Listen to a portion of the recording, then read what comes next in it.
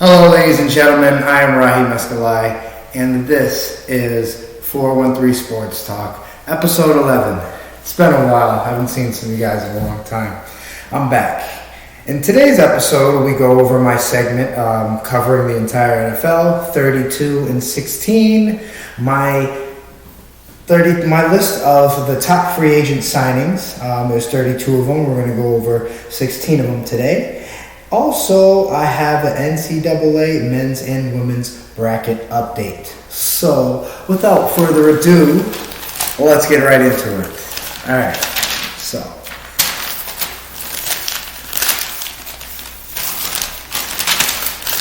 my segment called 32 and 16 continues with the bottom dwellers of the AFC East, the New England Patriots and the New York Jets. First, let's get into the New York Patriots, who finished 7-9. It was a very confusing year. They would make some strides. They'd move the ball a little bit, and third and two would come, and Cam Newton would do that little rollout to the left and throw a duck, and it's incomplete. I never understood what happened. One could point the finger towards Tom Brady not being there, and sure, a lot of us want to use that as a crutch. A couple, Dante Hightower opting out of the season because of COVID. You can place the blame in many spots, but for whatever the reason is, the Patriots were 7-9, and Cam Newton was very inconsistent. You saw Brian Hoyer in there, and Jarrett Stidham came in. One game I saw Jarrett Stidham play, and he kind of lit up, but it was mop up duty. So he was lighting guys up with the throws, and which prompted Bill to actually start him in the following week. But other than that, there wasn't real anything to talk about or go crazy over at the quarterback position with the New England Patriots. So this year for the draft, I think that they should start by, the rebuilding just starts now. Go grab Justin Fields with that 15th overall pick. And I think that Justin Fields is somebody that would be great for Bill's system. Don't go get Mac Jones, that rock that sits in the pocket and just manages the game. I really think they should go out and get Justin Fields. He can throw it down the field. He can run. He's not exactly the fastest guy, but he's very shifty. And there are plays that are designed that take advantage of the skill set that he has with his feet. So I think they should go that way. Let's say they don't, and as you know, they re-signed Cam on another year deal. Let's see where he goes with that. If they don't go with the quarterback in the first round, I would think Bill would probably trade like he normally does to try to get up. He could potentially take a guy like Kyle Pitts, or maybe one of those generational talents at wide receiver. Who knows? Knowing that the Patriots signed Jonnu Smith from the Tennessee Titans and Hunter Henry from the Los Angeles Chargers, though, kind of bolstered up the tight end position. And that's reminiscent to days when Gronk and Aaron Hernandez were on that line. And defenses were afraid of that. They didn't really know what to do with that. So looks as though Bill wants to kind of get back to that. Patriots brought in a bunch of other guys in free agency, which we'll talk about later on in the show, which I think it was paramount to success for the Patriots anyway this year, was to spend money in free agency and fill holes that need to be filled. Anyway, so Patriots finished 7-9. They did not make the playoffs, much to my delight. The winners of this division, as we discussed in the previous episode, were the Buffalo Bills, followed by the Miami Dolphins, who snuck in there as well. This year, I see them improving. I've never seen Bill repeat back-to-back bad seasons, losing seasons. So I think you're hard pressed to see that if you're a person that doesn't support the Patriots. I think you'll be hard pressed to see them fail this year. But also too, that depends on whoever they have at quarterback. So Cam Newton, maybe you could possibly expect a resurgence from him. But if we go by the tape of last year, and if for a couple of years actually, if we're going back even into his the end of his career with Carolina, if we're going by tape at that such, then you're not very optimistic. But here at 413 Sports Talk, we are not biased. We don't pick teams. So I believe the Patriots will be 9-7 this year. I think the Bills are too powerful, and I think they're going to sit where they're at. And also the Miami Dolphins, who played better than the New England Patriots last year. I believe they're going to get better as well. I don't see them coming back, even with the loss of Fitzmagic, and that move kind of solidifying Tua's reign as starter anyway for now. I think that remains to be seen, honestly. I like Tua in college, but not sure if I like him as a quarterback. I don't know. Something about lefties that doesn't really sit well with me. But that's just me. I'm the no longer quarterback. Moving on to the last team in the AFC East, in which I have analyzed. The New York Football Jets. They were a whopping 2-14 last season. Very dismal record. Holes all over the football field, both sides, special teams, coaching, you name it. I think the Jets in recent weeks have made it evident that they are going to go for Zach Wilson. So that's what prompts me to say #trade Darnold. Get Sam out of there, get him somewhere where he can play and have a chance to compete and win a starting job and do something with his career. Go in there, if that's what you're going to do, and draft Zach Wilson and start over. Build the ground up.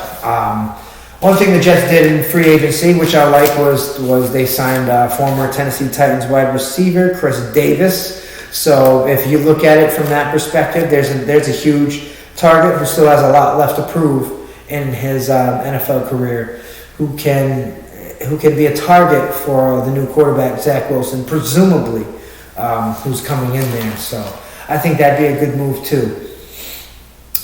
Defense and offense both get an F for me. And I think it's going to be a while before we see either one of those groups come out as dominant and give the New York Football Jets their identity.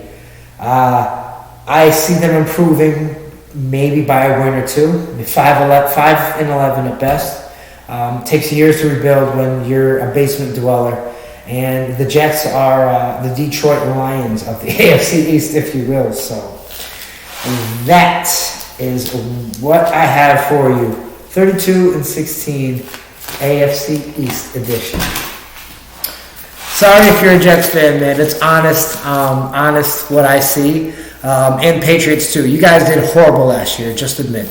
You guys all wanted to tease me about the Packers and our performance in the playoffs, but you guys had a worse year all around. Anyway, moving on to the next segment. Ra's top free agents. I've compiled a list of 32 free agents. There's no particular strength or who's better than who or whatever. Just of 32 moves made that I really loved, I compiled a list, and I'm going to talk about them a little bit and their contracts, their paydays. So, without further ado, here we go. Number one on my list of free agents, I want to say the left tackle from the San Francisco 49ers, Trent Williams. It surprised me with the way that the offensive line played last year that this particular player would get paid. He was pretty big though, 6 years with $138 million, of which $47 million is guaranteed. That's a pretty big payday for a team that had less than 10 wins the previous season and glaring holes on both lines, both sides of the ball. So we will though say congratulations to Trent Williams. I'm happy he got paid. That's number one. Number two, Bud Dupree, the outside linebacker who went from Pittsburgh to Tennessee Titans for 2 years and $33 million.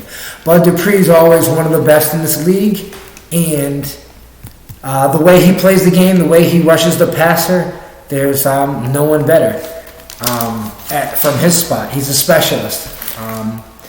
I like the way he was able to get to the quarterback in Pittsburgh, and being a little banged up last year, I guess, prompted the steel curtain that they didn't let him go, give him his walking papers. So hopefully Bud Dupree will shine over there in Tennessee for that former Patriot linebacker and head coach. Joe Thuney, this is another former Patriot who went to the Chiefs on a 5-year, $80 million deal. He's going to anchor that offensive line up there in Kansas City that lost 2 starting tackles, and Mitchell Schwartz and Eric Fisher. Wow. Moving on, number 4, Kenny Golladay, wide receiver. Now this guy went to the Jets. He went to Miami for a visit. Then he went to New York, and he finally landed there for 4 years and $72 million. He would give me gasps, and my heart would go every now and then when Kenny Golladay used to play for Detroit. As you know, I'm a Packers fan. So whenever Matty Stafford would let it go, Kenny Golladay would usually be on the receiving end of that when he wasn't hurt. So glad for him. He got paid. He's going to go over to New York and terrorize the NFC East. Shaq Barrett stays with the championship Tampa Bay Buccaneers. That guy on the outside who made it hell for offenses stays for 4 years and $72 million.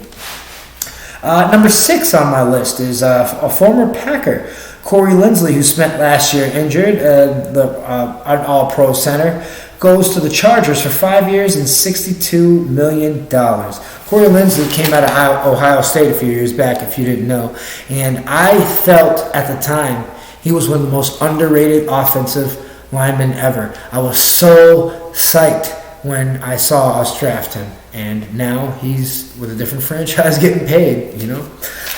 Shouts to Corey Linsley. Congratulations, boss. Trey Hendrickson, the defensive end on the other side of Cam Jordan down there in the Saints, moves on to Cincinnati on a 4-year, $60 million deal. I don't know much about him. Can't say anything, but the Saints defense breaking down can't be good. It's good for us because Packers are in the NFC, so it's less that we have to worry about. And they got a whole problem down there in New Orleans worrying about how to get this Taysom Hill into Pro Bowl form, because he definitely paid like a Pro Bowler this offseason. Overpaid.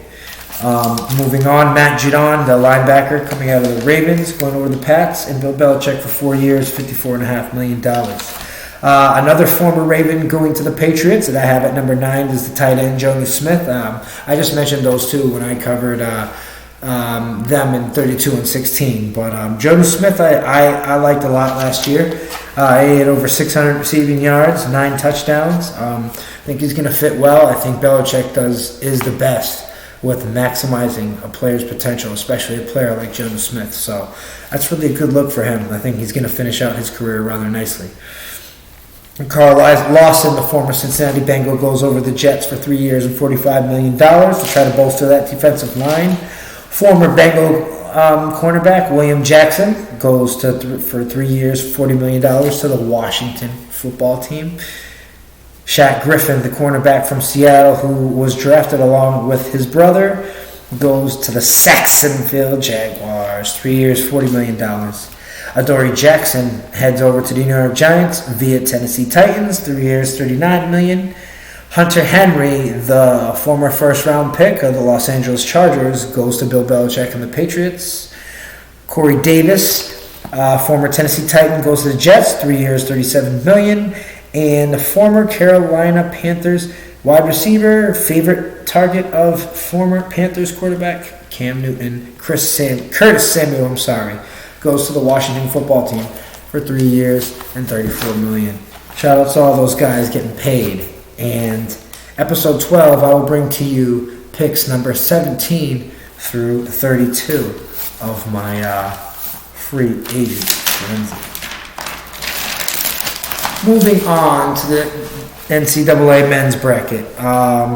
The Sweet 16 scores, March 28, 2021. Gonzaga over Creighton, 83-65. USC topples Oregon. Michigan topples FSU. FSU beats Michigan 76-58.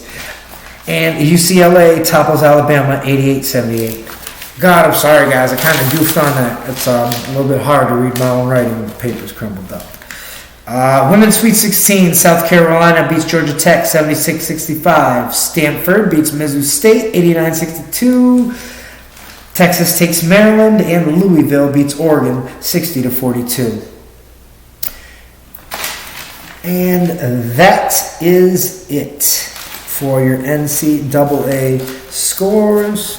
Now, tomorrow we should get more results and see what's going on with that Final Four. I'm excited. I think my bracket in the women's side is probably the best as far as predictions go. This was the first year, and I didn't watch much women's college basketball, admittedly. So I kind of did what you do when you're with your very first NCAA bracket. You just kind of go with higher seeds. And I happened to select Stanford to win it all, as you know. But episode 12, we will definitely take a look at that. So it's moving on to some NBA scores. Portland Trailblazers beat Toronto Raptors 122-117. Phoenix Suns over the Charlotte Hornets 101-97. My LA Lakers over the Orlando Magic 96-93. And the Denver Nuggets toppled the Atlanta Hawks 126-102. Cavs, as you know, the Cleveland Cavaliers traded the big man Andre Drummond to my Los Angeles Lakers. He will suit up in a couple days' time. Kevin Durant should return back to the Brooklyn Nets lineup the week of March 29th, 2021. LaMarcus Aldridge has been traded to the already star-studded Brooklyn Nets. And the New York Knicks' Mitch Robinson has broken his foot. He will be reevaluated today. It's probably another reason why they've been playing so crappy. Sorry, any Knicks fans out there. It's the truth. You all knew that Julius Randle was going to, was going to cool down at some point. So, anyway, I have some baseball news for you. As you know, the season is upcoming next week. The current home run king, Luke Voit, starts the year on the injured list for the New York Yankees, complaining of lower ankle and leg injuries, and his status is up to date. Randy Dobnak from the Minnesota Twins inks a 5-year, $9.25 million extension. Glad for him to get paid. That's a bit long a stretch for a deal of only $9 million. The Arizona Diamondbacks starting pitcher Madison Bumgarner is going to start the season opener. As you know, Madison Bumgarner's literally not played for 2 years as the MLB canceled last year for COVID, and he was injured in 2019. Miami Marlins second base Jazz Chisholm. Can you feel the Jazz? Wins the starting job in the preseason with 3 home runs, 4 stolen bases, and he has earned that spot. Shout outs to you. Awesome. So, some updates for you. I will be sitting down next week with the Williston Warriors head coach, Tom Beaton, also known as Coach Beats. Going to sit down with him and also sit down with Bay State Academy head basketball coach, Mr. Deion Bird Sr. All that and a bunch more interviews coming up for you guys. This concludes this episode 11 of 413 Sports Talk. I'd like to thank all my viewers and supporters for tuning in. Please like, share, and subscribe. We are on YouTube as well as Facebook. Come see us on Twitter as well. And please, any comments, suggestions, if I didn't get something right, if I had a stat wrong, any feedback, anything like that, please feel free to leave it or send us an inbox. This is Raheem Escalai, 413 Sports Talk, episode 11, episode 12, and the conclusion, the prediction of Final Four and a new start on 32-16 comes with episode 12. That is next. Good night. Love you guys. Have a great day.